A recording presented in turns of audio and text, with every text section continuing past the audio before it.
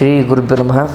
ವೀಕ್ಷಕರೇ, ಮೇ 16ನೇ ತಾರೀಕು ಇರ್ತಕ್ಕಂತಹ ವಿಶೇಷವಾದಂತಹ ಜ್ಯೇಷ್ಠ ಅಮಾವಾಸ್ಯೆ ಜೊತೆಗೆ ಅದೇ ದಿನ ಶನೀಶ್ವರ ಜಯಂತಿ ಕೂಡ ಇದೆ.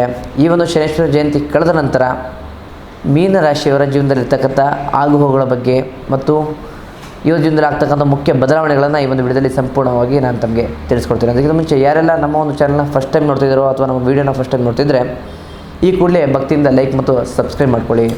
ಮೊದಲನೇದಾಗಿ ವೃತ್ತಿ ಮತ್ತು ಉದ್ಯೋಗದ ಬಗ್ಗೆ ನೋಡೋದಾದರೆ, ಯಾರೆಲ್ಲ ವಿದೇಶದಲ್ಲಿ ಕೆಲಸ ಮಾಡ್ತಿದ್ದೀರೋ ಅಥವಾ ಶಿಕ್ಷಣ ಕ್ಷೇತ್ರದಲ್ಲಿ ಕೆಲಸ ಮಾಡ್ತಿದ್ದೀರೋ ಈ ಅಮಾವಾಸ್ಯೆಗಳ ನಂತರ ಉತ್ತಮ ಫಲಿತಾಂಶ, ಉತ್ತಮ ಲಾಭ ಬರುತ್ತೆ. ಹೊಸದಾದಂಥ ಅವಕಾಶಗಳು ನಿಮ್ಮನ್ನು ಹುಡ್ಕೊಂಡು ಬರುತ್ತೆ. ಆದರೆ ನಿಮ್ಮ ಕೆಲಸದ ಬಗ್ಗೆ ಇತರರೊಂದಿಗೆ ಅತಿಯಾಗಿ ಹೇಳ್ಕೊಳಕ್ಕೆ ಹೋಗ್ಬೇಡಿ, ಅದು ನಿಮ್ಮ ಮೇಲೆ ಕೆಟ್ಟ ದೃಷ್ಟಿ ಬೀಳುವಂತೆ ಮಾಡುತ್ತೆ. ಇನ್ನು ವ್ಯವಹಾರದ ಬಗ್ಗೆ ನೋಡೋದಾದರೆ, ವ್ಯಾಪಾರದಲ್ಲಿ ಈ ಅಮಾವಾಸ್ಯೆ ಕಳೆದ ನಂತರ ಲಾಭದ ಪ್ರಮಾಣ ಹೆಚ್ಚಾಗುತ್ತೆ. ವಿಶೇಷವಾಗಿ ಔಷಧಿ ವ್ಯಾಪಾರ ಅಥವಾ ದಿನಸಿ ಪದಾರ್ಥಗಳ ವ್ಯಾಪಾರ ಮಾಡೋರಿಗೆ ಈ ಒಂದು ಅಮಾವಾಸ್ಯೆ ಕಳೆದ ನಂತರ ಉತ್ತಮ ಲಾಭದ ಸಮಯ ಕೂಡ ಬರುತ್ತೆ. ಪಾಲುದಾರಿಕೆ ವ್ಯವಹಾರದಲ್ಲಿ ಹೊಸ ಆಲೋಚನೆಗಳು ಉತ್ತಮ ಯಶಸ್ಸನ್ನು ನೀಡುತ್ತೆ. ಯಾವುದಾದ್ರೂ ದೊಡ್ಡ ಡೀಲ್ನ ಫೈನಲ್ ಮಾಡೋ ಸಂದರ್ಭ ಸ್ವಲ್ಪ ತಾಳ್ಮೆಯಿಂದ ಇರಬೇಕಾಗತ್ತೆ. ಇನ್ನು ಆರ್ಥಿಕ ಸ್ಥಿತಿ ಬಗ್ಗೆ ನೋಡೋದಾದರೆ, ಹಣಕಾಸು ವಿಚಾರದಲ್ಲಿ ಅಮಾವಾಸ್ಯೆ ಕಳೆದ ನಂತರ ಅದೃಷ್ಟ ಚೆನ್ನಾಗಿದೆ. ಹಳೆಯ ಹೂಡಿಕೆಗಳಿಂದ ಲಾಭ ಸಿಗುತ್ತೆ.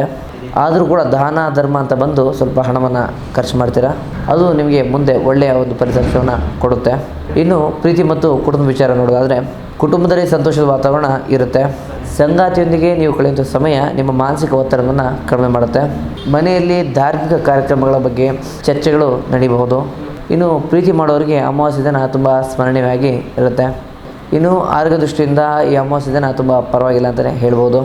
ಯಾರಿಗಾದರೂ ಕಾಲಿನಲ್ಲಿ ಅಥವಾ ಮೊಣಕಾಲಿನಲ್ಲಿ ಸಮಸ್ಯೆ ಅಥವಾ ಆಪರೇಷನ್ ಆಗಿದ್ದರೆ ಸ್ವಲ್ಪ ಎಚ್ಚರಿಕೆಯಿಂದ ಇರಬೇಕಾಗುತ್ತೆ. ಸಾಕಷ್ಟು ನೀರನ್ನು ಕುಡಿಬೇಕಾಗುತ್ತೆ, ಜೊತೆಗೆ ಧ್ಯಾನವನ್ನು ಮಾಡಬೇಕಾಗತ್ತೆ. ಈ ಒಂದು ರಾಶಿಯವರ ಪರಿಹಾರ ತಂತ್ರ ಮಾರ್ಗ ಏನಪ್ಪ ಅಂತಂದರೆ, ಮೀನರಾಶಿಯವರು ಈ ಒಂದು ಅಮಾವಾಸ್ಯೆ ದಿನ ಹತ್ತಿರದ ಸಾಯಿಬಾಬಾ ದೇವಸ್ಥಾನಕ್ಕೆ ಭೇಟಿಯನ್ನು ನೀಡಬೇಕಾಗತ್ತೆ. ಕಪ್ಪು ಬಣ್ಣದ ಹೊದಿಕೆಯನ್ನು ಬಡವರಿಗೆ ದಾನವಾಗಿ ನೀಡಬೇಕಾಗುತ್ತೆ. ಈ ಒಂದು ರಾಶಿಯವರ ಅದೃಷ್ಟ ಸಂಖ್ಯೆ 3 ಮತ್ತು 7 ಆಗಿರುತ್ತೆ ಮತ್ತು ಅದೃಷ್ಟ ಬಣ್ಣ ಹಳದಿ ಮತ್ತು ತಿಳಿ ನೀಲಿ ಆಗಿರುತ್ತೆ. ಮೀನರಾಶಿಯವರೇ, ಶನಿದೇವರ ಆಶೀರ್ವಾದ ಸದಾ ನಿಮ್ಮ ಮೇಲೆ ಇರಲಿ. ಒಟ್ಟಾರೆಗೆ ಇದಾಗಿತ್ತು ಮೇ 16 ಜ್ಯೇಷ್ಠ ಅಮಾವಾಸ್ಯೆ ಮತ್ತು ಶನೀಶ್ವರ ಜಯಂತಿ ಕಳೆದ ನಂತರ ಮೀನರಾಶಿಯವರ ಸಂಪೂರ್ಣ ಮಾಸ ಭವಿಷ್ಯ. ನಿಮ್ಮದು ಕೂಡ ಮೀನರಾಶಿ ಆಗಿದ್ದರೆ ಈ ಕೂಡಲೇ ಭಕ್ತಿಯಿಂದ ಓಂ ಶಿರಡಿ ಸಾಯಿಬಾಬಾಯ ನಮಃ ಎಂಬ ಮೂಲ ಮಂತ್ರ ನಮಗೆ ಕಮೆಂಟ್ ಮೂಲಕ ತಿಳಿಸಿ. ಜೊತೆಗೆ ನಮ್ಮ ಒಂದು ವಿಡಿಯೋನ ಹೆಚ್ಚಾಗಿ ಲೈಕ್ ಮತ್ತು ಶೇರ್ ಮಾಡಿ. ಇನ್ನು ನಿಮ್ಮ ಜೊತೆ ಇರ್ತಕ್ಕಂಥ ಯಾವುದೇ ಸಮಸ್ಯೆಗಳ ಪರಿಹಾರಕ್ಕೋಸ್ಕರ ನಮ್ಮ ನೇರ ಭೇಟಿಗಾಗಿ ಕೆಳಗೆ ಕಾಣ್ತಕ್ಕಂಥ ನಂಬರ್ಗೆ ಕರೆ ಮಾಡಿ ನಮ್ಮನ್ನು ನೇರ ಭೇಟಿಯಾಗಿ ನಿಮ್ಮ ಸಮಸ್ಯೆನ ಪರಿಹಾರ ಮಾಡಿಕೊಳ್ಳಿ. ಮುಂದಿನ ವಿಡಿಯೋದಲ್ಲಿ ಸಿಗೋಣ. ಧನ್ಯವಾದಗಳು.